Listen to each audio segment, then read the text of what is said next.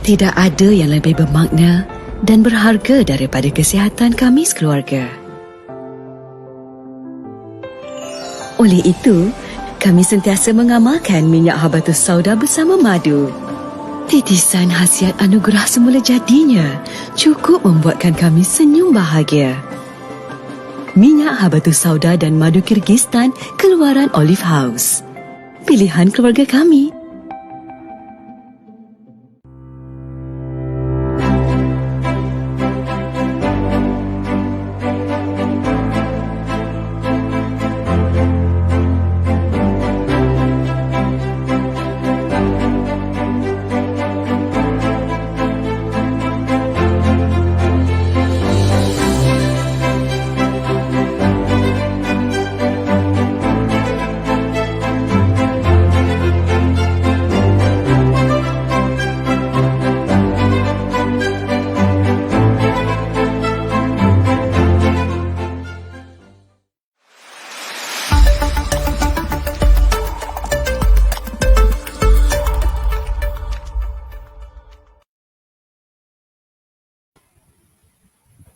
Assalamualaikum warahmatullahi wabarakatuh, tuan-tuan, puan-puan yang biasa mengikuti saya dalam Facebook Dr. Zubaidi Haji Ahmad dan juga page saya drzubaidi.com. Hari ini kita bersiaran lagi untuk membincangkan tentang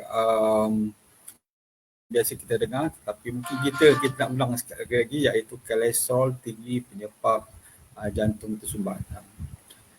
Jadi sebelum tu kalau dapat admin tolong perbetulkan sikit gambar ni sebab agak tak jelas dia berkelam gitu.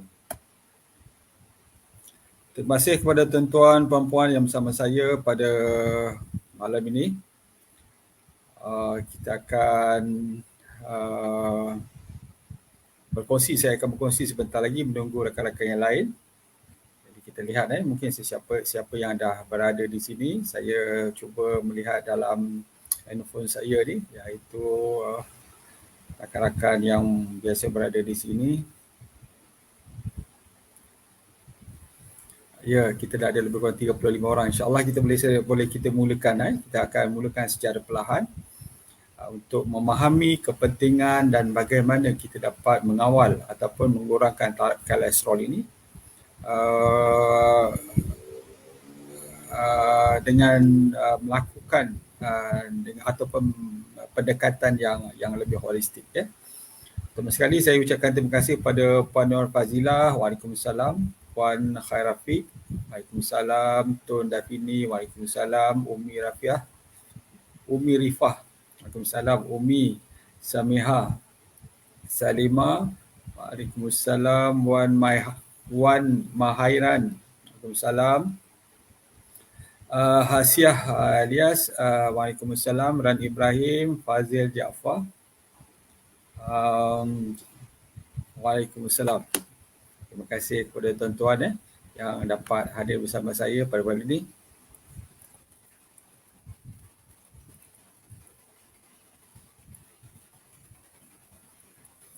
Kita nak mulakan dulu tentang bagaimana orang cakap tu serangan sakit jantung. Serangan sakit jantung ni sesuatu yang agak serius jugalah. Apabila serangan sakit jantung adalah merupakan punca kematian yang utama di Malaysia. Kalau penyakit yang tidak berjangkit ni ataupun kita panggil non-communicable disease NCD, serangan sakit jantung merupakan kematian yang utama di Malaysia. Ini direkodkan oleh Jabatan Penerangan Perangkaan Malaysia pada tahun 2019, iaitu seramai 16,325 orang dari 173,746 kematian. 16,325 dari 173,746 kematian, ataupun lebih kurang 15% daripada kematian yang direkodkan. Tahun 16,000, kita boleh bayangkanlah satu hari berapa orang yang meninggal dunia akibat serangan sakit jantung. Dari jumlah kematian serangan sakit jantung ataupun yang kita panggil sebagai ischemic heart disease ni, 69.4 adalah lelaki, sementara 31.6 adalah wanita. Maksud dia apa? Maksud dia kalau 3 orang, kalau ada 3 orang, saya boleh katakan 2 daripada kematian ni, kalau ada 3 mayat kematian disebabkan oleh serangan sakit jantung, 2 mayat ni adalah lelaki, 1 mayat ni adalah wanita. Jika mengikut etnik pula, Bumiputera 14.5%, Chinese 14%, dan juga Indian 20%. Ini kalau kita tengok kenapa dia dulu, masa saya belajar dulu, masa mula-mula bekerja, memang Indian tu memang pertama sekali lah, yang kedua Melayu, lepas tu kemudian Chinese. Tapi disebabkan cara pemakanan, ini disebabkan oleh budaya genetik, dan juga sekarang ni kalau kita tengok cara pemakanan, corak pemakanan pun dah serupa. Orang Chinese pun sebagai contoh, kalau dulu dia suka makan benda yang berebus saja sebagai contoh, sekarang pun kari pun dia dah makan, contohlah kita apatah lagi, kita pun kari pun letak saturated fat, terlalu banyak sangat, sedangkan kita tak melakukan apa-apa pekerjaan yang berat. Indian memang dia ada masalah, dia ada faktor genetik tu yang kita akan bincangkan. Dan dia melibatkan penduduk yang berumur 41 hingga 59%, iaitu 18%, sementara yang berusia 60 tahun ke atas 16%. Maksud dia apa? Maksud dia ialah 40 tahun dia dah mula masalah ni, mula serangan sakit jantung atau kita sebut sebagai kardiovaskular. Beberapa hari lepas pun saya membaca berita ada seorang penyanyi berusia 40 tahun dah kena stroke. Yang itu dah perkara biasa. Dan kalau kita tengok, mungkin kalau kita ada grup WhatsApp, kawan-kawan kita, mungkin kenalan kita yang berumur baru masuk 40 tahun ataupun selepas 40 tahun, belum lagi 50, dah mendapat serangan sakit jantung, boleh menyebabkan kematian ataupun mungkin menyebabkan minor serangan sakit jantung. Jadi perbandingan kalau kita lihat di Australia sebagai contoh, sebuah negara yang maju, kematian ni hanya 11.1%. Malaysia tadi saya sebut tadi berapa peratus? Lebih kurang 15%. Dan Amerika Syarikat pula tu yang tertinggi, iaitu 23.1%. Maksud dia apa? Maksud dia kita ni walaupun negara yang sedang membangun, tetapi corak kematian disebabkan oleh serangan sakit jantung ni, dia berada dalam negara-negara yang maju juga. Di Amerika Syarikat kita faham sebab pertama sekali cara pemakanan mereka yang kita sebut sebagai American Style Diet, yang itulah yang antara menjadi punca yang menyebabkan peningkatan tahap kolesterol sehingga menyebabkan saluran darah tersumbat dan juga menyebabkan serangan sakit jantung. Jadi terima kasih kepada rakan-rakan saya yang bersama pada hari ini. Saya minta maaf jika saya tidak membaca tuan. Antaranya yang berada di sini Asia Halias, terima kasih.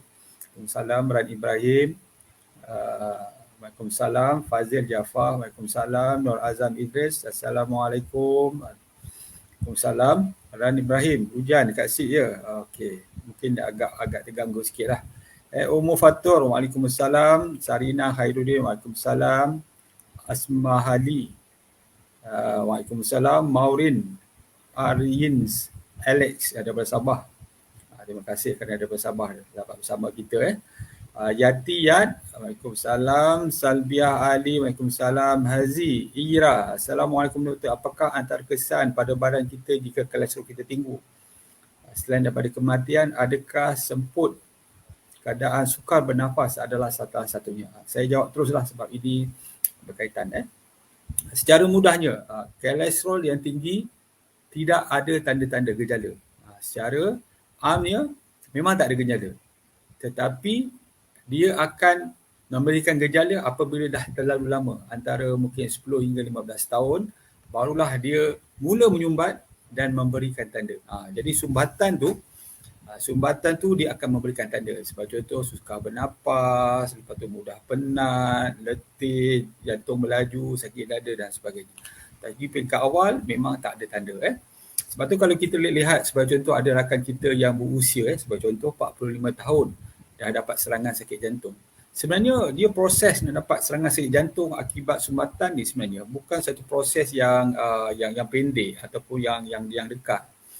Dia mungkin mengambil masa antara 10 hingga 15 tahun yang lalu. Dia dah ada diabetes, hypertension, high cholesterol. Jadi antara 10 hingga 15 tahun dapat serangan sakit jantung. Maksud dia mungkin dia dah bermula berusia umur 30 tahun. Dia dah ada diabetes, hypertension dan juga kolesterol yang tinggi. 10-15 tahun barulah saluran darah menyumbat dan menyebabkan dia ada masalah. Sebab tu saya selalu beritahu bahawa orang yang dapat diabetes, hypertension, kolesterol, macam contoh tadi berusia 30 tahun, sebenarnya dia berpunca daripada amalan pemakanannya 10 hingga 15 tahun sebelumnya. Seorang nak dapat diabetes ni bukan mudah, bukannya makan hari ni terus tak, jarang berlaku begitu. Kita tak menyangka sebab kita pun makan macam biasa tetapi dapat diabetes, hypertension dan juga high cholesterol ni 10 hingga 15 tahun yang lalu, iaitu berusia kanak-kanak. Jadi 30 tadi, tolak 15 tahun. Masa remaja. Masa tu kita enjoy, nafsu makan kita masih kuat kan. Nak itu, nak ini, nak apa, nak burger, tiap-tiap hari makan burger pun dah tak terasa macam tak ada masalah dan sebagainya. Badan besar dan sebagainya tak ada masalah. Sebab apa? Sebab masa tu masih muda, tenaga masih banyak.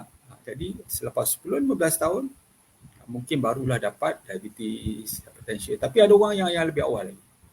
Kemudian 10-15 tahun barulah serangan sakit jantung. Yang itu yang kita nak tahu. Jadi tanda-tanda awal memang tak ada. Okey, kita pergi kepada rakan-rakan kita yang lain mungkin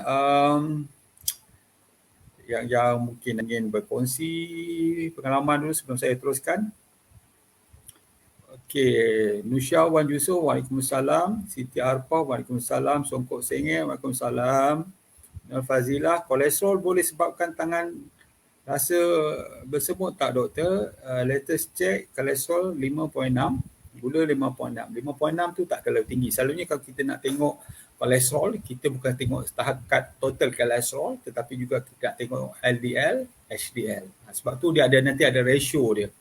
Kalau tuan-tuan nak melihat sama ada risiko untuk dapat serangan sakit jantung, kadang dalam keputusan darah yang kita terima tu, dia ada ratio iaitu total kolesterol per HDL. Berapa banyak tu? Kalau lebih daripada 5, kemungkinan untuk mendapatkan serangan sakit jantung tu dah tinggi. Kemungkinan ni berlaku dah lama dah. Sebab tu kalau kau tengok nanti, cuba lihat dia punya ratio dia, total kolesterol dengan HDL. Okay. Adakah dia menyebabkan rasa bersemut? Mungkin, tetapi kebanyakan tidak menyebabkan. Semut ni selalunya disebabkan oleh masalah kita panggil neuropreksia ataupun kecederaan pada saraf. Yang mungkin disebabkan kita mungkin ada diabetes contoh, ataupun makin mengambil beberapa ubat yang boleh menyebabkan masalah saraf tu sendiri. Jadi itulah antaranya. Jadi cuba tengok balik ada diabetes ke tak, itu adalah salah satu punca utama kerosakan saraf. Kemudian kita tengok pada Halimatun, Aliyah, Waalaikumsalam, Nur Azhar, Waalaikumsalam, Abi, Nabila, Waalaikumsalam, Yunus. Tuan si akan saya daripada Bandar Negara Johor ni. Abi, Nabila, Waalaikumsalam, Ummu Fatur, bagaimana perlu dengan fat deposit pada mata? Okey, fat deposit tu pada mata tu yang itu kita sebut sebagai dia adalah berlaku dalam jangka masa yang panjang. Yang itu selalunya mungkin ambil masa 10-15 tahun. Selalunya bukan disebabkan oleh masalah kolesterol biasa tetapi disebabkan oleh masalah kita panggil dia ada faktor keturunan. Ada faktor keturunan ni yang menyebabkan kadang-kadang tu masih lagi kanak-kanak pun kolesterol dah start naik. Nanti kita akan bincangkan bagaimana yang kita sebut sebagai familial hypercholesterolemia ni di kalangan kanak-kanak lagi dah ada. Sebab tu boleh terperanjat juga apabila staf di klinik saya berusia 21 tahun dapat total kolesterol dia 7.5. Saya macam terperanjat 21 tahun dah ada kolesterol. Selalunya orang ada kolesterol ni umur dah 40 tahun, 50 tahun. Ini masih belasan tahun, memang muda lagi ni 21 tahun. Tetapi barulah saya teringat bahawa ada faktor genetik. Ini bukan masalah pemakanan tetapi masalah faktor genetik yang mana daripada awal lagi, mungkin daripada teenagers, mungkin daripada kanak-kanak lagi dah ada. Bila sudah ada, maka deposition kolesterol tu akan berlaku pada sekeliling mata. Jadi kalau kata tanya saya, kenapa ada orang tu ada di sekeliling mata? Mengikut pengalaman saya, selalunya mereka ni yang ada masalah faktor genetik, faktor keturunan tu. Sebab tu kalau orang yang biasa tu selalunya jarang yang ada. Jarang yang ada. Sebab tu kalau orang macam gini, cuba kita cek yang adik-beradik yang lain. Kemungkinan kebanyakan pun ada masalah kolesterol. Okey, pengambilan jati pengambilan ubat kolesterol yang agak lama, contoh 5 tahun. Kalau bacaan turun 45, okey, 45 dah normal. Kenapa nak teruskan lagi? Cuma jagalah pemakanan kita, aktiviti yang kita akan tengok macam mana kita buat holistic style, holistic approach menurunkan kolesterol. Dah turun kolesterol, nak bawa makan ubat lagi kan? Okey, dah boleh dikurangkan ubat harian tu. Memang dah boleh kurang. Malah berhenti pun tak apa sebab dah normal. Cuma pastikan pertama sekali kita ubah cara hidup kita. Yang ni selalu dia akan sebut tu. Dan yang kedua, kita selalu monitor. Nanti saya sebut berapa lama kita nak buat monitoringnya. Okey, terima kasih Hazi. Izzah, pedih dada. Pedih dada tu terlalu subjektif kan. Sama ada mungkin sebab gastrik, mungkin sebab jantung pun. Susu lembu, Izzah, Fiza, doktor, susu lembu dan susu kambing boleh tinggikan kolesterol? Ya, boleh sebab dia adalah saturated fat. Jadi kalau kita ambil tu, kecuali kalau kita ni, sebab tu kita tak boleh banding dengan orang zaman dulu tau. Orang zaman dulu dia walaupun dia minum susu lembu, susu kambing, dia menggunakan tenaga yang banyak untuk bekerja. Kita hari ni kalau kita minum tiap-tiap hari minum susu, sama ada susu kambing ke susu lembu ke, kita bekerja office, memang. Sebab tu saya pernah dengar dulu ada seorang ni, dia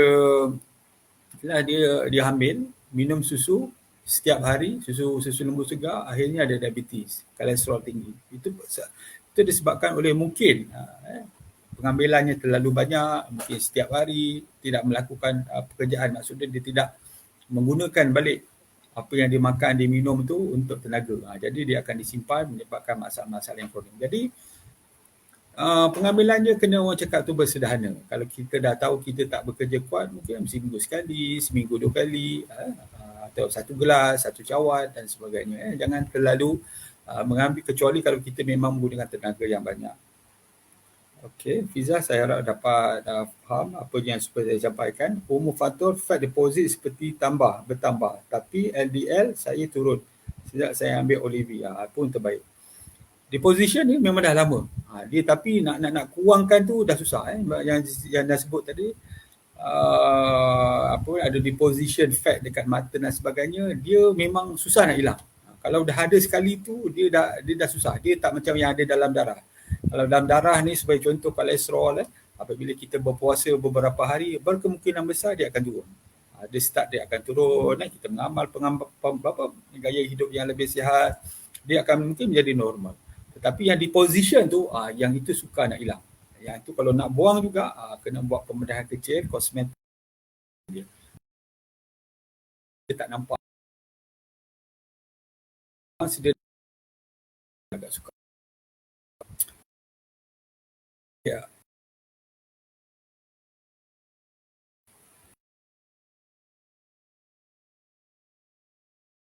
Irian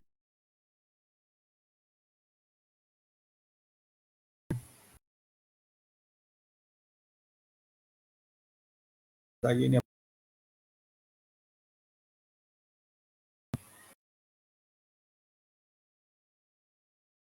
ni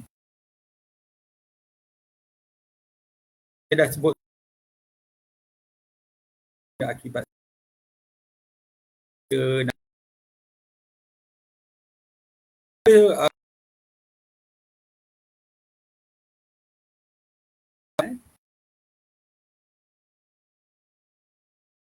menyebabkan pada otot jantung dan menyebabkan kematian pada otot-otot jantung tu. Yang inilah akhirnya menyebabkan yang kita sebut sebagai serangan sakit jantung ataupun ischemic heart attack. Dan jika mungkin dia komplikasi untuk jangka masa yang panjang, mungkin menyebabkan kegagalan jantung ataupun kita panggil lemah jantung. Jadi tanda-tanda dia, ini pun saya dah kongsi beberapa perkongsian yang lalu. Saya selalu beritahu bahawa serangan sakit jantung ni kadang-kadang ada tanda dia. Memang klasikal. Memang kita tahu apa yang klasikal. Dia ada 3, sakit jantung, sakit dada, rasa berdebar-debar dan sukar bernafas. Rasa macam orang pijak. Macam orang baring, kita baring, bayangkan kita ada orang pijak. kita nak tarik nafas pun dah tak boleh, ataupun rasa berdebar laju je, ataupun sakit dada. Tiga-tiga ni datang sekali, memang confirm selalunya sakit dada. Tetapi ada yang tak tanda-tanda yang tidak klasikal yang ni. Contoh dia kadang berpeluh, kita tak rasa sakit dada contoh, tapi kita nampak berpeluh lain macam je. Lepas tu sakit sebelah kiri, lepas tu sakit kat belakang, rasa loya nak muntah, rasa lemam, rasa mudah penat. 2-3 hari ni rasa mudah penat, kemungkinan itu adalah tanda serangan sakit jantung yang tak klasikal, mungkin minor. Dan ada lagi yang tak ada berkaitan. Ada yang kadang yang sama rasa menceret-berit, ada yang rasa pening, ada yang rasa macam mana, ada rasa macam semut-semut. Itu yang cakap tu langsung cakap tu jauh daripada yang biasa kita ketahui, tetapi itu mungkin tanda dia. Dan ada yang tak ada rasa langsung. Tiba-tiba kita tengok kawan sebelah kita ni tidur tak bangun. Contoh itu mungkin dapat serangan sakit jantung. Jadi punca serangan sakit jantung seperti mana kita tahu, saya dah tahu tadi, antaranya yang inilah risiko-risiko orang yang mendapat serangan sakit jantung. Jadi risiko ni dia ada dua. Kalau kita ikut buku teks lah, yang satu yang kita sebut sebagai yang boleh diubah, satu lagi yang tak boleh diubah. Yang ni yang kadang-kadang kita nak sebut sebagai takdir kan. Memang dah tak boleh nak diubah dah. Memang sebab contoh mak ayah kita darah tinggi, kencing manis, kolesterol, seorang adik, seorang abang kita dapat heart attack. Antaranya lah contoh yang ni yang kita sebut sebagai sejarah keluarga. Salah satu daripada keluarga kita pernah mengalami serangan sakit jantung. Jadi risiko kita untuk mendapat dia bertambah. Itu yang pertama. Kemudian umur. Yang seperti saya cakap tadi, biasa umur selalu 65 tahun tu memang selalu tinggi. Jadi siapa yang berumur 65 tahun tu memang kena sedar bahawa memang dah ada risiko yang tinggi. Tetapi dia bermula lebih awal lagi, iaitu 40. Sebab tu orang yang ada umur 40 tahun ni dah ada risiko, tetapi 65 ni memang dah tinggi sangatlah. Kemudian lelaki pun kalau nak compare dengan perempuan, lelaki lebih berisiko. Sebab ada beberapa faktor. Tetapi mengambil mudah, pertama sekali umur, lelaki, kemudian dalam keluarga pula tu ada yang pernah mendapat heart attack, kemudian etnik, India, Melayu sebagai contoh, yang ini lebih berisiko berbanding dengan Cina. Ini secara fakta. Contohnya kalau tuan-tuan dah berusia 65 tahun, lelaki, abang dulu pernah dapat serangan sakit jantung, kita ni pula Melayu, contohlah, itu dah memang dah risiko yang tak boleh diubah. Tetapi apa yang boleh kita ubah? Pertama sekali ialah kalau kita merokok, kita stop merokok. Kalau kita minum arak, kita kena stop. Kolesterol yang tinggi, yang ni kita akan bincangkan lagi. Saya cuba nak beritahu sekarang ialah kolesterol yang tinggi sahaja tidak menyebabkan serangan sakit jantung dan penyumbatan. Kena faham nanti kita akan bincang balik. Tidak melakukan sebarang senaman. Yang ini menyebabkan apa yang kita makan ni, kita sedentary kita panggil. Lifestyle, sedentary lifestyle. Kita pergi kerja, duduk kat office, balik kerja, duduk kat rumah, tidur, besok sambung lagi. Yang ini tak melakukan sebarang senaman, kebarangkalian dia akan tinggi. Jadi kita ubah. Mungkin setengah jam kita berjalan kaki, kita angkat sikit, berat sikit, kita angkat pasu ke, kita menanam pokok-pokok dan kawasan rumah sebagai contoh. Yang ini akan bantu. Yang keempat, pengambilan trans fat dan juga lemak tepung. Saya cakap tadi itulah. Dahlah kita tak bekerja, lepas tu kita ambil trans fat banyak, makanan-makanan yang trans fat ni saya dah bincang beberapa perkongsian lama. Trans fat ni sebenarnya ada 3 yang paling mudah. Pertama sekali, makanan yang berproses. Makanan proses yang banyak dijual di pasar raya, yang di dalam bentuk plastik, di dalam bentuk mungkin dalam tin, dalam bentuk dalam bentuk botol contoh, yang berproses ni sedia untuk dimakan, selalunya kadar trans fat dia tinggi. Tahap gula dia tinggi, tahap garam pun tinggi. Itu yang pertama, trans fat. Yang kedua, trans fat adalah apabila kita menggoreng ataupun kita pergi ke kedai, kita membeli sebagai contoh goreng pisang, yang mana minyak tu dah digunakan berkali-kali dan kita lihat tengok dah berwarna hitam dah memang dah komposisi dia minyak ni dah bertukar menjadi trans fat. Jadi bila kita masak, kita goreng dan sebagainya, memang dia akan menyerap trans fat dan kita akan masuk dalam tubuh kita. Dan seterusnya adalah margarin. Margarin pun dia dianggap sebagai trans fat. Sebab apa? Sebab pada suhu bilik, minyak ni sebenarnya dalam bentuk cecair. Tetapi kita ubah dalam bentuk cecair, kita jadikan dia sebagai pepejal. Contoh dia apa? contohlah minyak zaitun lah yang kita faham contoh lah. Kan minyak zaitun kan bagus kan. Kita ambil dia sebagai unsaturated fatty acid, tapi kita ubah dia menjadi pepejal untuk kita sapu kat roti dan sebagainya sebagai margarine. Yang itu trans fat. Trans fat pun kita kena kurangkan. Kena kalau boleh jangan ambil langsung. Kita gantikan yang kita panggil sebut sebagai unsaturated fatty acid, sama ada monounsaturated atau fatty ataupun polyunsaturated fatty acid.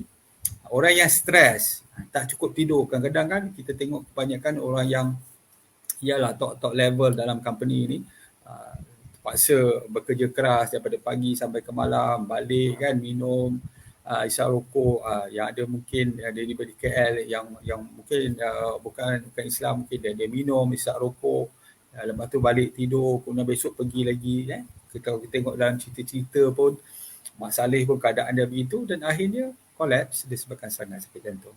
Kurang rehat dan tidur antara faktor. Sebab tu kena nak tak mahu tak mahu kita kena pastikan kita cukup rehat dan cukup tidur. Yang inilah yang antara yang dapat kita ubah cara pemakanan kita tadi. Lepas tu kita tinggalkan rokok dan arak. Kita pastikan kita mengawal kita punya penyakit kita kalau kita ada kolesterol, hypertension, diabetes, kurangkan stres dan juga kita mungkin tingkatkan sikit senaman pada tubuh kita, dia akan membantu. Yang ini belum lagi gambar ni sebelum lagi. Sebenarnya kita nak tunjuk pada gambar yang pertama sekali. Tu boleh tunjuk gambar yang pertama tak? Gambar jantung dan juga arteri.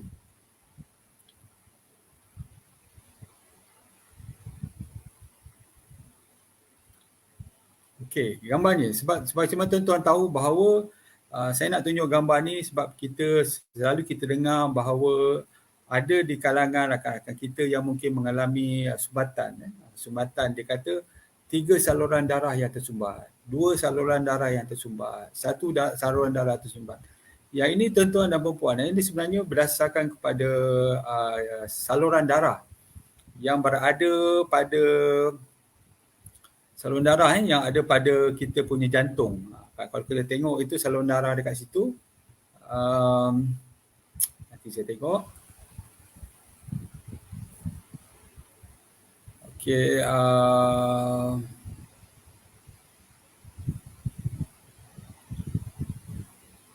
Saluran darah kat depan tu yang kita sebut sebagai right coronary artery. Sebelah kanan tu. Jantung kita sebelah kanan tu right coronary artery, itu antara yang boleh tersumbat. Ataupun yang selalu tersumbat adalah yang kita panggil sebagai left coronary artery ataupun anterior descending coronary artery. Yang itu antara yang biasa tersumbat. Jadi kalau doktor cakap satu saluran tersumbat, kadang-kadang kita tanya yang mana doktor? Right coronary artery di situ. Yang ini hanya dapat dilakukan dengan pemeriksaan angiogram, nanti kita akan sebut sekali sebab tu kalau kita nak tahu sama ada disebabkan oleh masalah saluran jantung ni, kita akan tengok doktor akan membuat confirmation melalui angiogram. Nanti kita akan sebut nanti.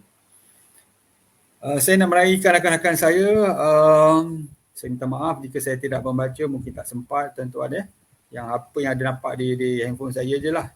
Tiara Ashikin Idros, terima kasih berkongsi. Shikin Ikin, doktor, cukatin boleh turunkan tahap kolesterol, boleh membantu. Dia bukannya kita panggil rawatan utama, tetapi dia sangat membantu. Kalau kita jaga pemakanan kita mengambil cukatin, dia membantu.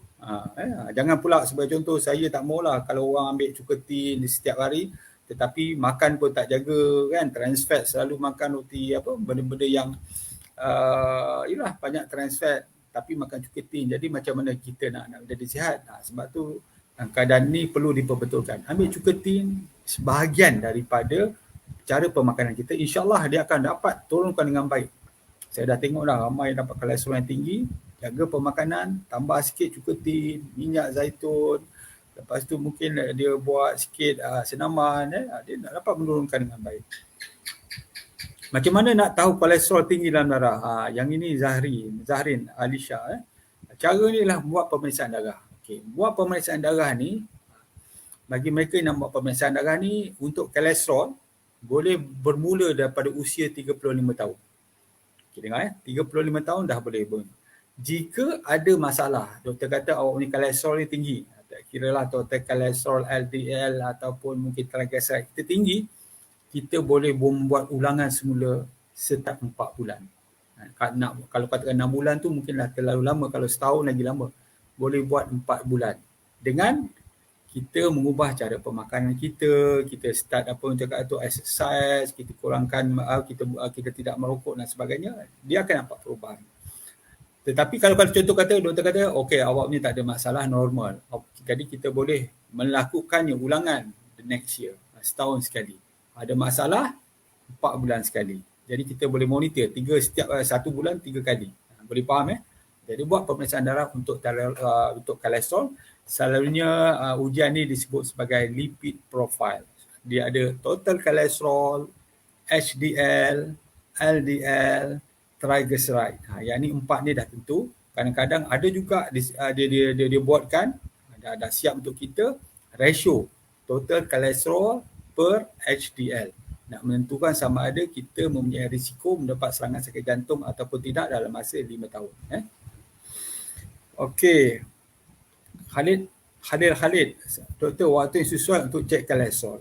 Cek kolesterol ni selalu kita buat, kalau tanya saya lah, yang terbaik sekali kita pergi ke makmal ataupun klinik. Kita berpuasa dulu lebih kurang 8 jam, kita cek. Jangan buat yang kat ujung jari. Yang ujung jari tu hanya untuk total kolesterol. Dia tidak menggambarkan apa-apa banyak. Dia tak menggambarkan apa-apa banyak.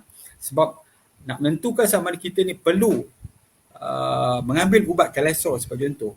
Total kolesterol saja tidak mencukupi. Jadi dia ada satu set pemeriksaan tu. Saya ingat murah je masa saya bekerja dulu, lebih kurang RM30 saja. Untuk cek lipid profile tu, nak menentukan sama ada kita ni perlu makan ubat ke, ataupun kita ni dah boleh macam kata ubah cara hidup, ubah cara makan, banyakkan exercise dan sebagainya. Jadi kalau nak tahu cara yang terbaik, 8 jam tak makan, pergi ke makmal ataupun klinik, cek pemeriksaan darah. Itu cara yang terbaik. Amy Afzan, bintik-bintik kat leher tu, bintik kolesterol ke doktor? Jarang. Saya tak rasa ada bintik-bintik bintik-bintik kolesterol kat leher. Itu mungkin kutil ataupun mungkin kita panggil skin tag. Skin tag, dia bukan kolesterol. Dan Ibrahim, line off lah pula doktor. Okey. Nur Hasliza, terima kasih kerana berkongsi. Mazura Zura, okey, ni memang masalah hujan sekarang ni kan. Kat mana-mana hujan. Saya dengar Shah Alam pun dah banjir. Di Johor Bahru ni alhamdulillah lah masih hujan, tetapi tidak ada lagi lah banjir. Ummu Fatur, Zubaida Siddiq, Assalamualaikum doktor, nak tanya jarak masa untuk kenal pasti jantung tersumbat pada seorang yang ambil ubat kolesterol. Jarak masa untuk jantung tersumbat apabila seorang itu, saya tak faham soalan ni pun. Jarak masa untuk kenal pasti, saya tak faham. Cuma saya nak beritahu kalau makan ubat-ubat kolesterol dah turun, kita boleh stop dengan syarat pertama sekali kita ubah cara hidup kita. Yang kedua, kita boleh membuat pemeriksaan berkala. Macam saya cakap tadi, 4 bulan sekali. Bagi menentukan bahawa kolesterol tu tidak naik. Jangan kita tak makan ubat kolesterol, lepas tu kita tak buat cek. Kita anggap semua okey. Satu hari mungkin dia dah block, dia dah agak suka sikit. Okey, kita tengok Izzuan Ramli. Assalamualaikum doktor, kolesterol saya sangat tinggi. Okey, lebih daripada 8. Tapi saya kurang berat badan. Saya kurangkan makan nasi, tapi buat saya semakin berkurangan. Ini Izzuan. Kolesterol tinggi ni saya rasa kemungkinan ada itulah faktor keturunan tu yang kita sebut sebagai familial hypercholesterolemia, yang mana yang ini selalunya kolesterol disebabkan oleh mungkin berat badan kan, kita ambil sebab pemakanan. Tetapi untuk orang macam ni memang disebabkan masalah genetik, itu menyebabkan badan dia pun tak orang cakap tu tak gemuk, kurus je, tetapi kolesterol tinggi. Yang ini kena membuat pemeriksaan, kemungkinan kena ubah banyak benda. Ini banyak benda. Kalau tak memang akan menghadapi masalah. Kurang makan nasi memang menyebabkan turun, tetapi cuba juga kurangkan benda-benda yang manis. Trans fat, benda-benda yang manis, itu akan menyebabkan pengumpulan kolesterol di dalam tubuh kita. Nur Azia, Waalaikumsalam. Nur Hana, Suhana, Assalamualaikum doktor. Betul ke kalau orang kurus berisiko untuk dapat kolesterol tinggi? Bukan. Orang yang obes, orang yang gemuk. Tetapi macam siapa tadi? Izzuan dia kata dia kurus tetapi kolesterol tinggi. Itu disebabkan oleh faktor genetik. Tapi selalunya orang yang berbadan besar tu yang kolesterol tinggi. Sebab apa? Bila kita makan berlebihan, tentu kena faham. Bila kita makan berlebihan, terutamanya karbohidrat. Bila kita makan berlebihan, terutamanya karbohidrat. Okey, gambar ni boleh tukar ni muka saya pula. Apabila kita makan karbohidrat berlebihan, dia akan disimpan sebagai glycogen pada otot kita, pada hati kita. Kalau berlebihan lagi, dia akan simpan sebagai lemak di dalam kita punya sel-sel lemak pada abdomen kita terutamanya, subcutaneous. Dan selebihnya dia akan simpan sebagai lemak triglyceride di dalam hati kita dan juga boleh juga ditukarkan menjadi kolesterol. Apatah lagi jika tidak digunakan. Jadi pengumpulan itu yang disebabkan oleh kita terlalu banyak sangat makan karbohidrat. Okey. Terima kasih pada yang berkongsi, Aniha, Ami, Side, Aida, McCartney. Nak clear kolesterol tersumbat natural boleh tak doktor? Boleh, tetapi ambil masa berbanding dengan ubat sintetik. Okey, terima kasih berkongsi. Ini faktor boleh ubah. Terima kasih Nur Iman kerana menerangkan. Okey, saya rasa kita nak pergi kepada yang seterusnya sebab lagi 10 minit ni kalau ikutkan, tapi kita cubalah. Okey, kita pergi kepada bagaimana kita nak menukar cara hidup kita. Pertama sekali kita nak ubah macam mana kita nak turunkan secara macam cakap tu secara natural Sebelum tu kita pergi pada diagnosis lah. Diagnosis sebab contoh orang ada sakit dada, susah bernafas, pergi jumpa doktor akan buat ECG. Kemudian pemeriksaan darah, tengok kolesterol. Lepas tu ada tak tanda-tanda, bukti-bukti menunjukkan ada serangan sakit jantung. Dan akhirnya untuk menentukan saluran mana yang tersumbat, doktor akan membuat angiogram. Dari rawatan tu selalunya doktor akan buat angioplasty, stenting, pembandahan pintas ataupun heart bypass surgery. Jadi ubat-ubat yang dibagi tu selalunya ubat yang mencairkan darah, ubat yang menghalang pembentukan darah beku, ubat tahan sakit, ubat yang mengembangkan saluran darah, nitroglycerin. Selalunya kalau mungkin bapa kita ada masalah ni, kita akan tengok doktor cakap letak bawah lidah. Ubat letak bawah lidah perlu sakit dada. Tujuannya apa? Untuk mengembangkan saluran darah supaya dia akan rasa lega. Bagi mereka yang ada serangan sakit jantung lah.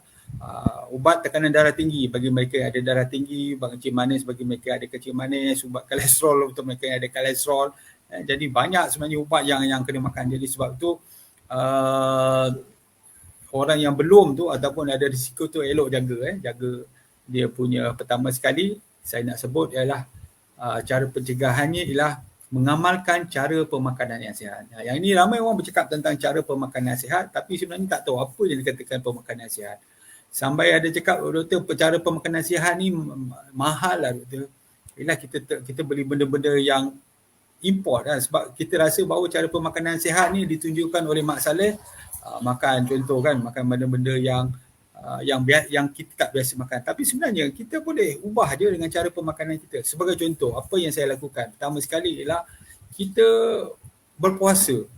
Berpuasa tu sendiri dah dapat menurunkan gula dalam darah, kolesterol dalam tubuh kita dan juga tekanan darah. Itu yang pertama.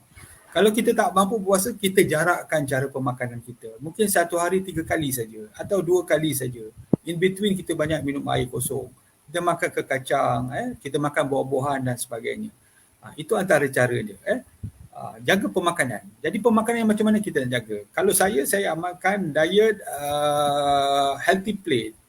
Bayangkan kita punya pinggan tu bulat, kita bagi 4. Suku adalah sayur. Suku lagi adalah buah. Ataupun separuh tu adalah sayur-sayurannya. Kalau saya pergi kedai contoh, masa sebelum PKP ni memang saya akan ambil pinggan, pastikan separuh daripada pinggan saya ni adalah sayur-sayuran. Mungkin ambil 2 jenis, 3 jenis. Lepas tu ambil sikit nasi dan ambil sikit protein. Protein ni sama ada ayam, ataupun sedikit telur, ataupun sedikit daging, ataupun sedikit seafood. Bergantung. Jangan campur banyak-banyak protein. Protein kita tak perlu banyak sebenarnya. Kita perlu sikit je dia. Terutama daging merah ni saya nak sebut lah. Kena kurangkan sikit sebab dia ada saturated fat.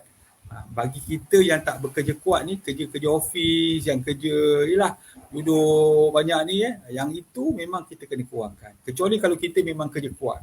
Macam kawan saya kerja memang kerja dia kerja berkebun kan. Yang itu tak apa. Tapi bagi kita yang kurang ni kena kurang sebab kalau tak dia akan saturated fat ni tak bagus sebab dia akan masuk dalam tubuh kita bukan sebagai kolesterol tetapi dia akan dipecahkan kemudian dia akan bergabung semula dalam tubuh dan dia disimpan dalam tubuh. Ini yang bahaya. Itu jadi apa yang penting saya nak sebutkan, bila kita makan tu banyakkan sayur-sayuran, banyakkan buah-buahan. Kau petang-petang contoh kita boleh ambil je sebagai contoh betik, jambu batu, belimbing makan. Hari ni ambil belimbing, besok ambil betik, kemudian besoknya ambil pisang dua biji, besok lagi. Jadi benda-benda ni sebenarnya yang membantu. Tak mahal pun sebenarnya. Cuma kita kena orang cakap tu lebih bijak memilih. Itu yang pertama. Yang kedua, rokok dan arak ni memang kena stop. Dia akan adalah faktor yang menyebabkan pemendakan kolesterol tu. Mengambil makanan-makanan yang bernutrisi. Bernutrisi ni banyak disebut sebagai kita panggil dia healthy food. Healthy food ni kadang-kadang selain daripada sayuran buah-buahan tu sebagai contoh minyak zaitun. Minyak zaitun ni tuan-tuan saya nak beritahu, minyak zaitun ni sebenarnya dia ada banyak kebaikan. Pertama sekali dari segi tinggi antioksidan. Bila tinggi antioksidan, sebab darah ni tuan-tuan kolesterol dalam tubuh kita ni dia mendak hanya apabila terdapat inflammation. Dia mendak, terdapat inflammation, dia akan menjadi mendakan. Kalau tak, dia akan bergerak daripada hati kepada sel. Salur darah ni adalah pembawa, adalah dia punya jalan raya dia. Yang bawa dia lori dia apa? HDL, LDL. Yang itu kena faham. HDL ni akan membawa kolesterol daripada darah ni masuk ke dalam hati. Sementara LDL ni akan membawa kolesterol ni daripada hati ke salur darah untuk pergi ke sel. Jadi sebab tu kita kena perbanyakkan HDL dengan cara ambil antaranya unsaturated fatty acid, dia akan meninggikan HDL dan dia akan bawa kebanyakan kolesterol ni simpan balik ke dalam hati. Apabila kita kurang makan, kita macam saya cakap ada penjarakan makanan, kita jarakkan waktu makan, kita banyak berpuasa, kita banyakkan senaman, kita tidak stres, ini semua akan menurunkan inflammation dan yang ini yang akan menghalang pemendakan kolesterol. Jadi kolesterol ni seperti mana yang saya nak beritahu, kolesterol ni sebenarnya penting dalam tubuh. Sebab tu jangan orang cakap tu berniat ataupun bercita-cita nak zero kolesterol. Tak boleh. Macam gula juga. Gula jangan sampai tuan-tuan fikir kena zero gula. Tak boleh. Sebab gula ni kalau terlalu zero dia menyebabkan hypoglycemia. Apa yang tadi pada hypoglycemia? Kita mungkin akan mati. Kita perlukan gula tetapi tidak terlalu tinggi. Begitu juga kita perlukan kolesterol. Kolesterol ni guna dia untuk apa? Pembentukan selaput sel pada tubuh kita. Dan tubuh kita ni semua ada berbilion-bilion sel ni dan dia punya selaput ni adalah kolesterol antaranya. Itu pertama, dia membina vitamin D di permukaan tangan ni. Apabila kita pergi keluar dapat sinaran cahaya matahari, dia menukarkan kepada vitamin D. Dia pun menyebabkan membangunkan atau menciptakan, membangunkan hormon dalam tubuh kita. Hormon testosteron, hormon estrogen. Sebab tu bagi lelaki yang mempunyai masalah hormon, sebagai contoh dia yang kita bincangkan sebelum ni, yang mengalami andropause, testosteron dia rendah. Antaranya yang terbaik ialah melakukan aktiviti fizikal, kawal kolesterol dia supaya dia akan naik, kita punya hormon akan naik. Okey, selain daripada itu juga, kolesterol juga penting untuk menghasilkan cecair hempedu.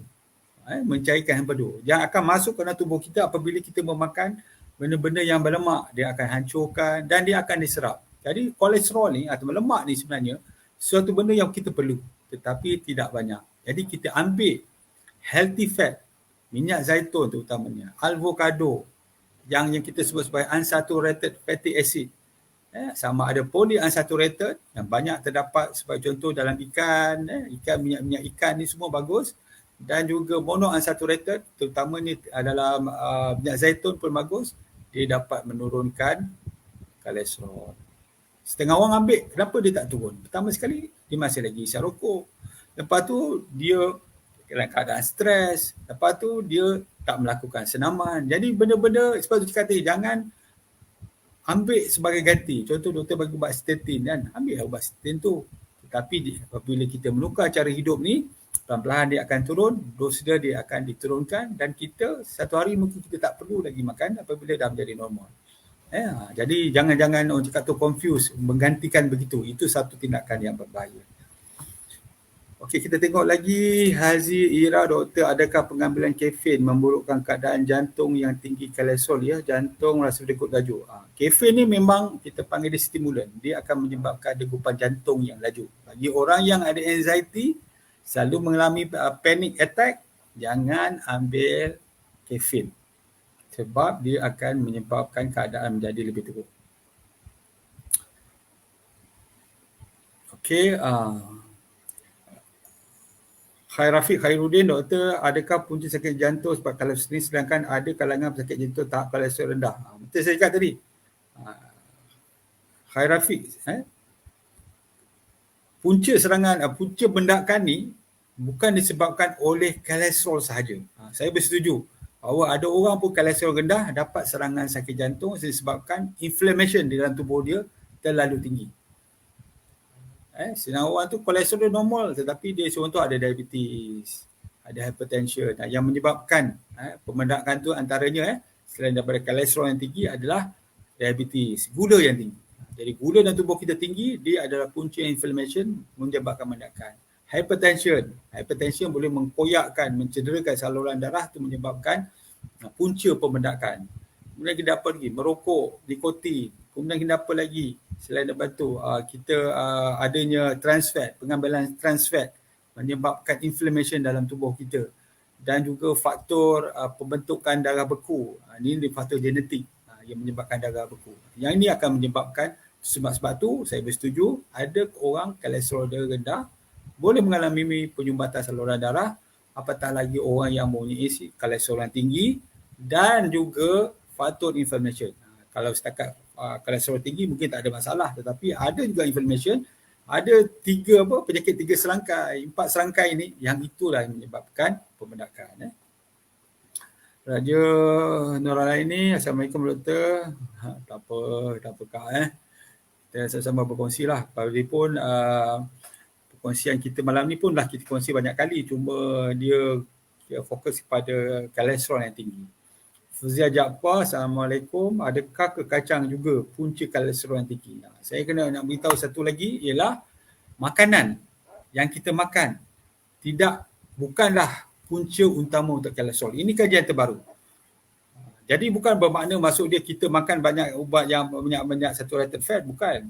Maksudnya ialah jika kita sudah cukup kolesterol dalam tubuh kita selalunya, kita tak memerlukan lagi kolesterol dari luar. Maksudnya bila penyerapan tu berlaku, dia tidak membentukkan kolesterol, mungkin menjadi lemak-lemak yang lain. Berlakunya pembentukan kolesterol yang berlebih dalam tubuh kita ni atau sehingga menyebabkan fatty liver ni ataupun mungkin menyebabkan penyumbatan saluran darah ni, macam saya sebut tadi, pertama sekali kita tidak menggunakan apa yang kita makan tu sebagai tenaga. Jadi kalau tuan-tuan rasa tuan-tuan tak bekerja kuat, kurangkan makan. Jarakkan waktu makan. Kalau macam saya ni, saya suka makan sedap. Jadi apa saya buat? Saya pilih waktu makan yang betul-betul saya lapar, saya makan. Makan tu tak selalu kan, jarang kita makan. Contoh orang kadang-kadang sekarang ni masalahnya ialah, contohlah kan, misal nasi minyak. Dulu kita zaman dulu, saya kecil-kecil dulu nak makan nasi minyak susah. Orang tunggu orang kahwin baru ada nasi minyak. Makan pula tu ujung-ujung tahun. Orang dah ada majlis berkahwin, baru kita makan nasi minyak. Tapi sekarang ni nasi minyak pun dah jual kat restoran. Bukan tak boleh, tetapi kalau tuan-tuan makan setiap hari, tuan-tuan tahulah apa masalah dia. Begitu juga contoh kalau sebagai contoh kita nak makan benda-benda yang sedap dan sebagainya, boleh kita buat sebenarnya hari jadi kita meraihkan hari jadi orang sebagai contoh. Tetapi kalau kita makan tiap-tiap hari, makanan-makanan bergoreng, ayam goreng, burger dan sebagainya, sudah tentu dah jadi masalah. Jadi kacang ni, kalau nak tanya saya, dia bukan penyebab kolesterol yang tinggi. Kacang tak, dia mempunyai omega yang tinggi yang bagus. Kacang tu bagus kita ambil sebagai kudapan waktu petang. Macam-macam ada, kacang almond, kacang dan sebagainya. Cuma setengah orang tu dia ada allergic pada kacang lah. Itu topik yang berlainan.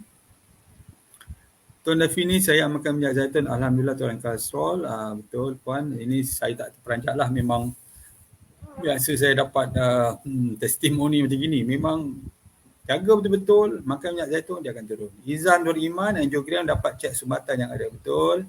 Afzal Muhammad, Assalamualaikum. Waalaikumsalam. Nur Awati Harun, perkongsian bermanfaat bersama. Terima kasih. Bacaan kolesterol saya 7.9, bahaya.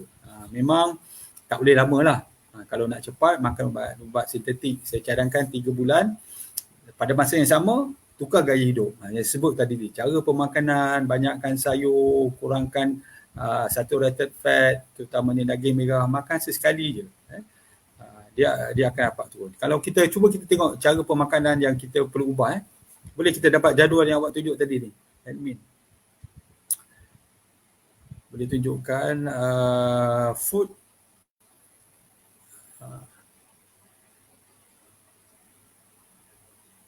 Boleh admin tunjukkan makanan.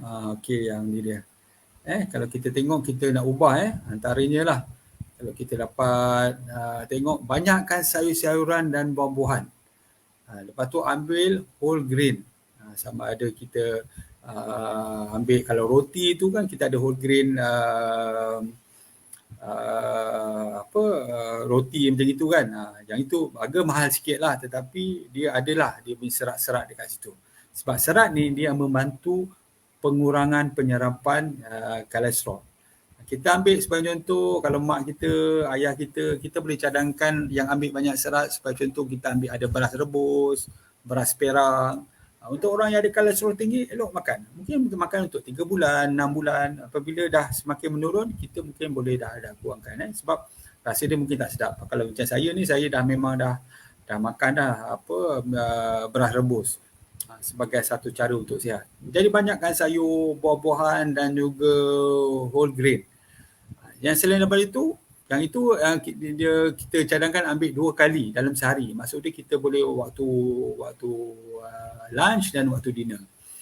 Kemudian kita boleh juga kita ambil sekejap saya tengok sikit, tak nampak ni mata saya ni gambar dia. Saya tengok kat komputer.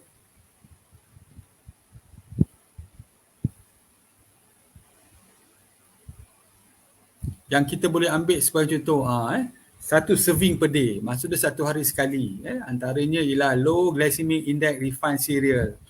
Cereal ni kalau saya tak cadangkan lah walaupun low glycemic, sebab kadang-kadang kita confuse kan. Sama ada dia refined karbohidrat ke bukan. Tapi kita boleh ambil nut, kita boleh ambil seed, kita ambil extra virgin olive oil, kita ambil yogurt. Yogurt ni walaupun dia saturated fat tetapi dah mengalami fermentasi, dia bagus untuk tubuh kita. Itu ambil 1 hari sekali kata dia. Jadi kita pilih lah kalau kata kacang dan sebagainya. Sebab tu antara yang saya cadangkan bagi orang yang ada kolesterol, ambil 1 sudu besar pagi sebelum sarapan dan sebelum tidur minyak zaitun. Dia sangat membantu. Yang ini 1 serving. Saya mencadangkan kadang 2 serving. Bergantung kepada berapa banyak ketinggian kolesterol dia. Kemudian 4 serving per week. Kacang, ikan, seafood. Sesekali ambil tak ada masalah. Not more than 3 serving per week. Ayam, white meat, telur, cheese, milk yang dicadangkan lah. Lepas tu not more than 2 serving per week. Yang ni high glycemic index yang kadang kita makan. Red meat, butter, yang ni memang tinggi dia punya tahap saturated fat dia. Occasionally, kita boleh ambil lah. Dia kata lah daging-daging yang berproses ni sama sausage ke apa dan sebagainya tu. Tapi kalau saya ambil yang kita fokuskan yang warna hijau tu. Kalau tuan-tuan, kalau saya cakap tadilah, kita punya pinggan tu bagi 4, banyak sayur, banyak buah, ambil minyak zaitun, petang-petang ambil kacang sikit, kalau nak ambil roti, ambil yang wholemeal, makan nasi pun nasi beras perang, beras rebus, ambil ikan, ambil sesekali orang cakap tu ayam, ambil daging sesekali. Dan itu pun dah cukup baik. Jadi kalau tuan-tuan mengubah cara hidup ni, memang saya pasti insya-Allah berdasarkan pengalaman saya 4 bulan dia memang akan turun. Kolesterol turun, gula turun, tekanan darah pun akan turun. Sebab tu kita nak ubah. Okey, apa makanan untuk turunkan kolesterol? Saya dah sebut tadi, umur fatur, alhamdulillah doktor suruh start ambil ubat, tapi beritahu saya nak usahakan turun secara saya dan ubah cara makan. Okey, puan umur fatur. Semoga dapat kurangkan berat badan. Cara minum minyak zaitun macam mana doktor? Berapa kali sehari? Ni yang saya sebut tadi, 1 sudu besar pagi dan juga malam. Tengok kalau mana-mana. Kalau terlalu tinggi, ambil 2 kali lah. Kalau katakan agak sedana, ambil 1 kali sebiji pun tak apa. Nur Iman, terima kasih. Asma Hali. Doktor, kalau HDL rendah, okey ke tak? HDL rendah tak bagus. Sebab dia akan menyebabkan kolesterol dalam darah tu tinggi sebab dia tak disimpan ke dalam hati kita. Jadi pemakanan dia sama juga, minyak zaitun. Sebab minyak zaitun ni tuan-tuan, ikut kajian daripada American Health Association, AHA, dia mengakui bahawa minyak zaitun ni dia akan mengurangkan total kolesterol. Itu yang pertama. Dia akan meninggikan HDL. Itu nombor 2. Dia akan mengurangkan LDL. Nombor 3. Jadi kalau kita tengok, kalau kita betul-betul makan cara pemakanan yang betul, dia turunkan kolesterol, total kolesterol, meningkatkan HDL dan mengurangkan LDL. Sebab tu kena ambil. Cari yang berkualiti, yang bagus. Saya cadangkan olive, daripada Olive House lah, yang memang mendapat pensijilan daripada KKM sebagai autentik, sebagai natural, sebagai organik. Jadi kalau nak pilih yang lain, terserah, tetapi Olive House semua dah ada pensijilan begitu. Kalau nak ambil ubat, Puan Nazila nak ambil ubat, nak ambil minyak zaitun, elok selalunya kita jarakkanlah. Sebab contoh ambil minyak zaitun sebelum breakfast. Sebelum breakfast tu pukul berapa? Pukul 5, pukul 6 kita bangun tidur je, ambil air kosong, 1 sudu minyak zaitun. Lepas tu nanti breakfast, barulah kita makan ubat. Contoh, jadi ada jarak macam itu. Syahidah, Assalamualaikum doktor. Biasanya berapa lama kolesterol tinggi dapat menunjukkan penurunan normal setelah menjalani beberapa perubahan secara? Itu bergantung. Yang ini terlalu subjektif. Kalau kita betul-betul bersungguh-sungguh macam saya cakap tadi, ubah nasi, ubah tak minum air, tak ada gula, beras pun kita dah tukar, banyak sayur, makan buah, ambil minyak zaitun, petang-petang ada kacang-kacang sikit, selalunya memang 4 bulan dah turun. Tapi ada yang santai-santai, masih lagi ambil teh tarik, ambil nasi roti canai, memanglah dia lambat sikit. Jadi bergantung pada kesungguhan kita. Macam itu nak berat badan. Macam saya dulu, saya mengamalkan diet intermittent fasting ni saya secara santai. Jadi selepas 6 bulan baru nampak perubahan. Setahun nampak lagi. Kemudian terus 5 tahun nampak lagi. Macam gitu.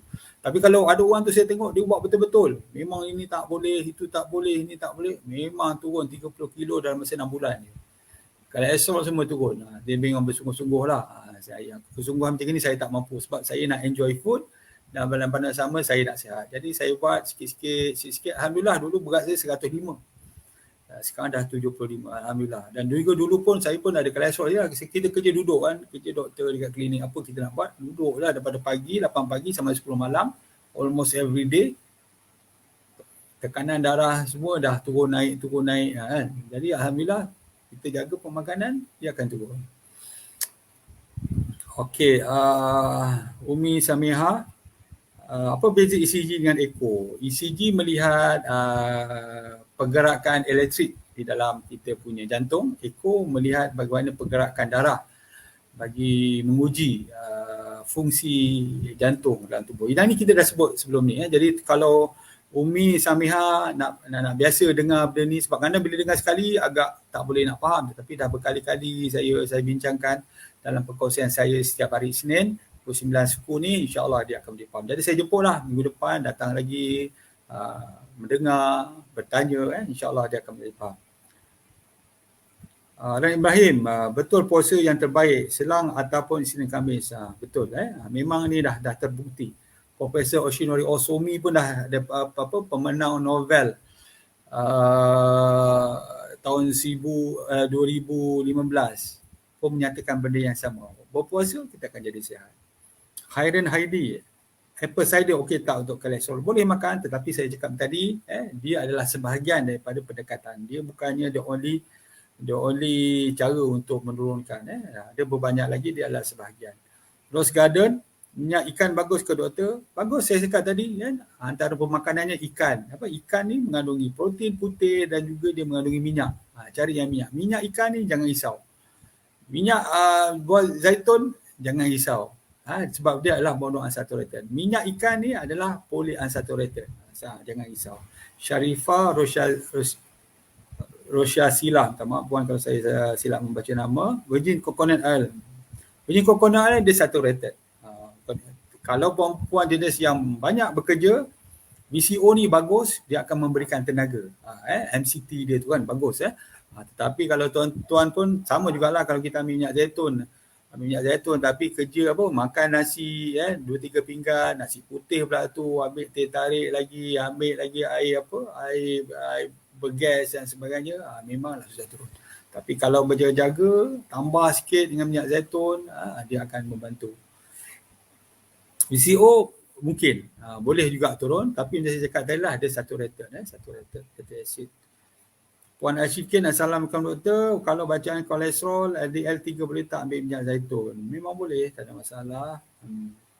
Maliza Muhammad, salam doktor, selamat malam, nak tanya boleh tak minyak kelapa darah turunkan kolesterol? Boleh, yang saya cakap tadi. Dan mengamalkan minyak habatus sauda menguatkan jantung. Boleh puan, sebab dia bagus. Tapi yang saya cakap tadi lah, jangan mengharapkan benda tu. Kita sebab contoh orang lelaki kan ambil minyak habatus sauda tapi mesti merokok, lepas tu tak nak bersenam, lepas tu stres, tidur tak cukup. Yang ini semua dia tidak akan mengubah banyak. Macam saya bagi ubat, tuan-tuan ambil ubat ni dalam masa sama ambil juga racun. Jadi tak ada perbezaan. Norsina, Assalamualaikum doktor, adakah kolesterol tinggi disebabkan keradangan dalam salur darah? Ya betul. Disebabkan keradangan tak. Kolesterol bukan disebab tapi mendakan. Punca pemendakan tu, tersumbat tu adalah inflammation. Kolesterol yang tinggi bukan disebabkan oleh keradangan. Zurina Zulkifli, saya tengok siap Zurina Zulkifli, okey, dia bertanya pada orang lain. Rohaniza Rejab, fit piramid yang kita belajar dulu salah kan? Betul, memang saya tak setuju sebab kebanyakan kita mengambil karbohidrat. Sepatutnya karbohidrat ni kita tak perlu ambil banyak. Kita perlu kena ambil terutama yang jenis refine ni. Sebab tu kena faham apa refine karbohidrat, apa kompleks karbohidrat. Bila kita faham barulah kita boleh memilih. Mungkin insyaAllah kita akan bincang lagi benda ni. Refine karbohidrat, kompleks karbohidrat. Beras rebus tu bubur ke dia? Bukan. Ini kita panggil parboiled rice. Kalau pergi kedai, beli beras tu kan, selalunya kita akan tengok situ, dia ada basmati. Basmati pun bagus, tapi glycemic index dia sederhana. Kita cari beras rebus ataupun kita punya parboiled rice. Itu glycemic index dia lebih rendah sebab banyak fiber. Lepas tu kita tengok beras perang. Ada beras perang kat situ. Dia punya glycemic index dia pun rendah sebab banyak fiber. Beras rebus ni bukan merujuk kepada bubur, puan. Cuba kalau kita pilih beras tu, beras ni siapa yang beli puan? Kalau puan beli, puan cuba tengok-tengok. Kalau suami yang beli tu susah sikit lah. Kalau puan yang beli, tengok dia punya jenis-jenis tu. Dia ada beras putih, beras perang, beras apa lagi? Beras rebus. Kalau spesies, kita ada basmati, beras super, beras poni, dan pelbagai lagi lah. Sugiwati Yusof, Assalamualaikum warahmatullahi wabarakatuh. Ina Sarina, Waalaikumsalam. Ami, kalau kolesterol 68, berapa sudu? Ambil 1 atau 2 sudu pun dah cukup puan. Sebab kadang minyak zaitun ni sebab kita tak biasa, dia akan menyebabkan kita macam cerit berit. Ini sebenarnya disebabkan oleh penyerapan minyak dalam tubuh kita tak banyak. Jadi sebab contoh kalau ambil dua sudu dah najis kita menjadi berminyak, kita rasa macam nak cari berit tu, bermaksud kita hanya sesuai makan satu sudu je. Setengah orang makan 4 sudu pun tak apa. Setengah orang makan 2 sudu. Jadi bantu. Kalau dah ada keluar najis berminyak, itu maksudnya penyerapan dalam tubuh kita tu terhadap minyak ni dia tak orang cakap tu tak banyak. Itulah maksimum dos yang boleh kita ambil. Saya memberitahu minyak zaitun jangan risau, dia unsaturated fatty acid. 70%-nya monounsaturated, 20% adalah polyunsaturated. Jadi jangan risau pengambilannya. Okay, berapa biji telur minimum dan maksimum bagi kita untuk makan sehari boleh. Itu bergantung. Kalau kita sihat, boleh ambil setiap hari 1 biji 1 kali. Orang zaman dulu, ambil 1 biji sekali sebab dia bekerja di ladang. Kita sebab contoh bekerja dekat office, ambil lah mungkin satu hari 1 biji atau 2 biji, selang sehari, selang 2 hari. Jadi dia tak ada orang cakap tu ketetapan. Dia hanya panduan. Kalau tuan-tuan memang menggunakan tenaga yang banyak, ambil tiap hari pun tak apa. 2 biji, 4 biji, 6 biji pun tak apa. Sebab memang menggunakan untuk tenaga. Tetapi kalau kita memang tak banyak, kolesterol pun dah tinggi, contoh, kita ambil secara sederhana. Ya. Ayu syukur, Alhamdulillah saya pun dah amalkan minyak zaitun 7 tahun. Memang sangat baik kesihatan. Ya betul puan. Siti Salasiah. Doktor, macam mana pemakan doktor dengan dari pagi kot, dari pagi sampai malam, cara doktor makan vitamin untuk panduan. Okey, ini saya nak ceritalah macam Okey, pertama sekali bila kita bangun tu dalam pukul 5, 5.30 tu kita minum air kosong satu cawan, 1 gelas kita minum air kosong. Lepas tu saya ambil minyak zaitun 1 sudu. Dan juga saya ambil vitamin E natrio tu daripada Sam Dabi tu, ambil sebiji, saya makan dengan minyak zaitun. Jadi penyerapan dia memang cepat sebab dua-dua tu jadi minyak, bagus untuk tubuh. Lepas tu agak-agak lepas bersenam tu, brisk walking dan sebagainya, saya ambil immune booster. Immune booster ni satu kapsul tu mengandungi vitamin C 500 mg, vitamin D dan juga zinc untuk meningkatkan daya tahan dalam musim COVID ni kan. Jadi saya makan tu. Jadi kalau waktu tengah hari ni selalu memang saya ambil kita panggil dia healthy plate lah. Pinggan, pastikan sayur banyak, ada sikit protein dan juga sikit nasi. Nasi saya selalu ambil parbo rice. Memang rumah saya ambil parbo rice untuk makanan serumah. Mula-mula tu rasa tak sedap tapi dah biasa kan. Dia pun dah tak jadi masalah. Bagi mereka yang nak mula tu kalau rasa tak sedap boleh campur sikit lah nasi putih untuk permulaan kan. Nanti bila dah okey nanti boleh ambil parbo rice ataupun beras perang saja. Pagi malam tak ada masalah, makan benda yang sama. Tapi itulah nasi parbo rice, banyak sayur. Itu 2 poin yang penting. Ada sikit mungkin ayam, mungkin telur, mungkin ikan. Jadi malam ambil satu minyak zaitun. Sekali lagi minyak vitamin E tu tadi dah ambil, pagi dah ambil, saya ambil minyak ikan dan juga saya ambil 5 titik habatus sauda. Lepas tu tidur. Jadi tak adalah satu orang cakap tu terlalu biasa-biasa je. Tapi insya-Allah lah dia akan sangat membantu tenaga kita untuk dapat tenaga ni. Amanda, kolesterol 6.2 tinggi. Yang biasa nombor 5.2. Ayu syukur, ya minyak zaitun memang terbaik. Terima kasih. Sugiwati, Aulifah, banyak jenis yang mana yang paling bagus doktor? Paling bagus tu OPU lah. Kalau OPU tetapi dia agak mahal sikit. Yang itu saya bagi pada pesakit saya yang ada sebab contoh jantung dah tersumbat, yang ada kanser, yang pernah ada stroke. Sebab dia punya antioksidan memang tinggi, bagus untuk dia. Tapi untuk kita yang untuk meningkatkan kesihatan ni, memang saya cadangkan Olivi. Bagi mereka yang tak boleh nak telan Olivi, terlalu pahit, baru saya cadangkan PMZ. Atau untuk anak-anak dan sebagainya, terlalu pahit tak boleh nak telan. Sebenarnya pahit tu bagus oleh Kental. Dia menunjukkan antioksidan tinggi. Tapi tak boleh nak telan juga, bolehlah ambil PMZ. Okey, boleh ke minyak zaitun dengan habatus sauda sekali jalan? Boleh puan. Sebab dua-dua minyak. Ayah Cik Nazrul, terima kasih. Umur Fatul, saya pun buat intermittent fasting, Alhamdulillah turun 4 kg. Sekarang dah dapat weight ideal, cuma kolesterol masih tinggi. Jangan risau puan, kena buat benda-benda ni, kena buat secara istiqamah. Jadikan cara hidup. Bukan kita nak capai, tak. Kita terus macam saya dulu, saya buat pada tahun 2015. Bila berat saya 100 bayangkan 100 berapa? 105 kilo ni kan. Kadang saya dah give up, saya dah cuba menurunkan berat badan ni semua ni dah 10 tahun dah cuba. Lepas tu bila makan cara macam gini dah lah tak sedap, dia tak mengikut selera kita kan. Saya tanya kawan saya, kata dia tanya boleh ke kurus makan macam gini? Dia kata it's matter of time. Saya masih ingat dia cakap it's matter of time. Teruskan kau akan dapat. Mula macam tak percaya, tapi bila dah turun 5 kilo tu rasa boleh 5 kilo boleh turun. Terus lama-lama sampai 75 kilo, macam berat saya masih bujang juga. Jadi sebab benda-benda ni sebenarnya dia adalah orang cakap tu cari hidup.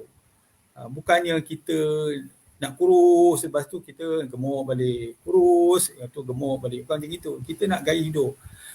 Berat badan ni sebenarnya adalah sebahagian daripada benefit daripada kita berpuasa. Kalau ada setengah orang tu dia nak berpuasa Isnin Khamis, lillahi ta'ala kan. Alhamdulillah bagus dapat pahala. Kalau katakan nak kita tak pasang niat lain kan lillahi ta'ala, memang dapat pahala. Benefitnya adalah yang di dunia kita dapat kurus, kolesterol bertambah baik, gula bertambah. Jangan risau, kena ambil masa. Ubah sikit-sikit. Gaya saya lah, gaya santai. InsyaAllah dia akan nampak menunjukkan perubahan yang baik. Muhammad Zukardi, mengapa makan minyak zaitun leher tegang? Ini sebab tak biasa. Orang kita tak biasa, memang apabila ambil tu, dia ada oleh kantel tu, dia rasa pahit, menyebabkan kita rasa ada yang terbatuk, tegang dan sebagainya. Muhammad Zamani Yaakob, doktor, adakah beras rebus sebagus beras pra? Beras rebus ni dia punya dikatakan dia punya fiber tu lebih banyak dan juga vitamin, mineral lebih banyak daripada beras perang. Beras putih tak ada langsung. Cuma ada kanji, kita panggil dia lah, ada karbohidrat saja.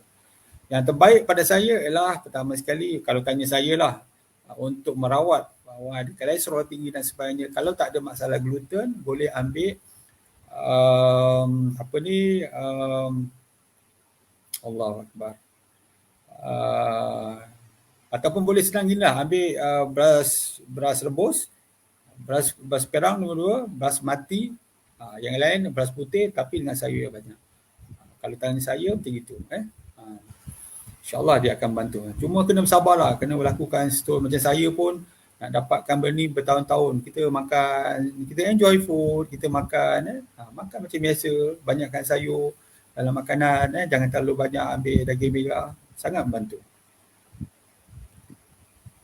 Syikin, terima kasih. Nusya Wan Yusof, minyak sawit merah macam mana doktor? Adakah elok dia makan? Bagus.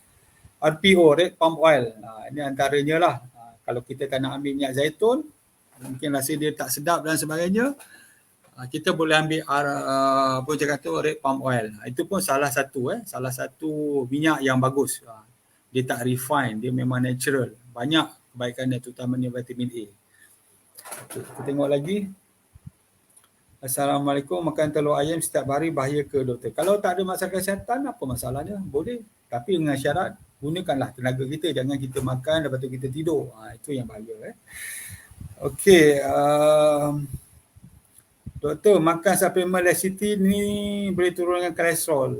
Mungkin boleh. Tapi saya tak berapa mahir cakap dengan lecithin. Saya selalu bagi pesakit saya minyak zaitun dan juga vitamin E. Sugiwati Yusof, beras Taj Mahal. Taj Mahal ni branding. Kena tengok apa jenis dia punya ni. Dia punya orang cakap tu, dia punya jenis proses tu. Jadi tuan-tuan dan puan-puan, saya minta maaf sekarang pun dah 10.28.